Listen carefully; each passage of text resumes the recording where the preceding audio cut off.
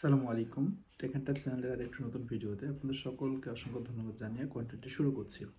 ইনশাআল্লাহ গত শনিবার যে কন্টেন্ট আমি আপলোড করেছিলাম, I hope this content will be সবার কাছে অনেক ভালো হয়েছে এবং আমি আশা করি যে ভিডিওটাতে আপনারা অনেক কিছু জানতে পেরেছিলেন। সো টপিকটা হলো অনেকেই ভিডিও দেওয়ার পর কমেন্ট করেছেন যে অ্যাকচুয়ালি আমাদের তো এনআইডি দিয়ে সিম তুলেনি, সেই ক্ষেত্রে কি আমরা এবার টাকা পাবো? দেখুন, টাকা অলরেডি পেরোল হয়ে গেছে, তার মানে সিদ্ধান্ত নিয়ে তারা আপনাকে পেরোল করেছে। এখন এর প্রশ্ন বলে কোনো লাভ নেই, কারণ আপনার অ্যাকাউন্টে টাকা চলে আসবে রেগুলারলি। প্রথম কিস্তির ক্ষেত্রে যে অ্যাকাউন্টে টাকা পেয়েছেন, এবারও দ্বিতীয় কিস্তিতে সেই নাম্বারেই টাকা পাবেন, যদি না অফিস থেকে চেঞ্জ করে থাকে। তবে আমার জানার মতে অনেকে কমেন্ট করেছে, অনেক টিউটোরিয়াল দেখলাম যে এবার নাকি মোটামুটি একটু ছাড় দেওয়া হয়েছে, যে প্রথম কিস্তিতে যে নাম্বারটা দেওয়া ছিল দ্বিতীয় কিস্তির ক্ষেত্রে সে নাম্বারটা দেওয়া থাকবে। তবে পরবর্তী যে তৃতীয় কিস্তিটা দেওয়া হবে জানুয়ারি টু মার্চ, এই কিস্তির টাকাটা কিন্তু অবশ্যই সংশোধন করে নিতে হবে, এর মধ্যে স্বনামে সিম রেজিস্টার করতে হবে। আপনারা যারা দ্বিতীয় কিস্তির টাকা পাবেন তারা কিন্তু অ্যাকাউন্টগুলোকে সুরক্ষিত রাখবেন এবং সচল রাখবেন। কারণ এখন যেহেতু লাইভ ভেরিফিকেশন হচ্ছে, বিভিন্ন জায়গায় গিয়ে ভাতাভোগীদের সরাসরি তথ্য চেক ইন হচ্ছে, এই সুযোগটা প্রতারক চক্ররা নিবে, নিয়ে আপনাকে কল দিয়ে হয়তো বলবে যে আমি লাইভ ভেরিফিকেশনের জন্য কল দিয়েছি, আপনার ফোনে একটা ওটিপি যাবে বা এই জাতীয় কোনো তথ্য কুইকলি তারা আপনার থেকে নিতে পারে। সো এই বিষয়টা আপনারা একটু লক্ষ্য রাখবেন, যাতে কোনোভাবেই তারা আপনার থেকে কোনো রকমের তথ্য নিতে না পারে।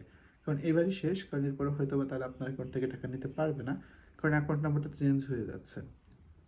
আর আমি মনে করব আপনারা যদি এমএফএস নাম্বারটা একদম বাদ দিয়ে ব্যাঙ্ক অ্যাকাউন্ট করেন, তাহলে এই ঝামেলাটা আর পোহাতে হবে না।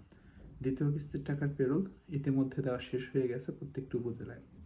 যে সকল উপজেলাতে আগে টাকা পাঠিয়েছে সেই সকল উপজেলা টাকা আগে ঢুকবে, পরে যেগুলো পাঠিয়েছে সেগুলো পরে যাবে। ইনশাআল্লাহ ডিসেম্বর মাসের শেষের দিকে বা জানুয়ারি মাসের প্রথম সপ্তাহের মধ্যে সকল অ্যাকাউন্টে টাকা চলে যাবে। যেটা প্রথম কিস্তির ক্ষেত্রে হয়েছিল, তারা ডেট বাড়িয়েছিল, তারপরেও কিন্তু টাকা 30 তারিখের মধ্যে প্রায় অ্যাকাউন্টে চলে গেছিলো। আপনারা যারা ভাতাভোগীরা রয়েছেন, আপনারা বিষয়টা খেয়াল রাখবেন। এই সময়গুলো আসলে কিন্তু আপনাদের একটু সেন্সিটিভ বা সিরিয়াসলি হইতে হয়, তা না হলে আপনার অ্যাকাউন্টের টাকাগুলো হারিয়ে ফেলবেন। এই টপিকের উপর আমি আরও ভিডিও বানাবো ইনশাল্লাহ। সো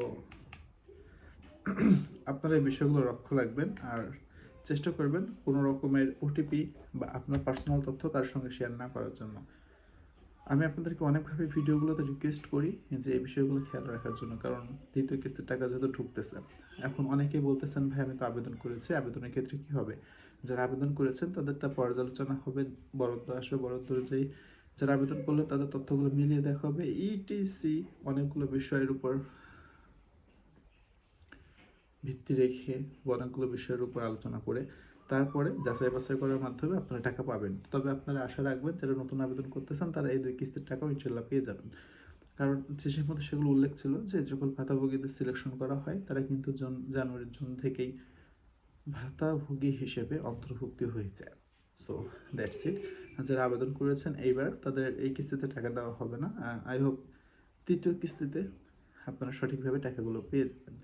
আর ভিডিওটা যদি আপনাদের কাছে ভালো লাগে থাকে, মাস্ট বি চ্যানেলটাকে সাবস্ক্রাইব করবেন, কারণ ইতিমধ্যে চ্যানেলটা প্রায় 5 বছর হবে আপনাদের জন্য কন্টেন্ট ক্রিয়েট করি। ইউটিউবের ক্যারিয়ারে হয়তো এই কন্টেন্ট ইতিমধ্যে অনেকেই বানাচ্ছে, বাট আমি যখন এই কন্টেন্টগুলো বানানো শুরু করি এই টাইপের কন্টেন্ট কেউ দিত না। আমি আশা রাখবো আপনারা আমার চ্যানেলটাকে সাপোর্ট করবেন। That's it. আপনাদের একটা সাবস্ক্রাইবার আমাকে ভিডিও বানাইতে অনেকভাবে ইন্সপায়ার করবে। আর যদি আপনাদের কারো কোনো প্রশ্ন থাকে কমেন্ট করতে পারেন, আমি চেষ্টা করবো কমেন্টগুলো রিপ্লাই দেওয়ার জন্য। যদি না পারি স্ক্রিনশট নিয়ে ভিডিও বানাবো। আশা করি আপনারা ভালো থাকবেন, সুস্থ থাকবেন। শুভরাত্রি।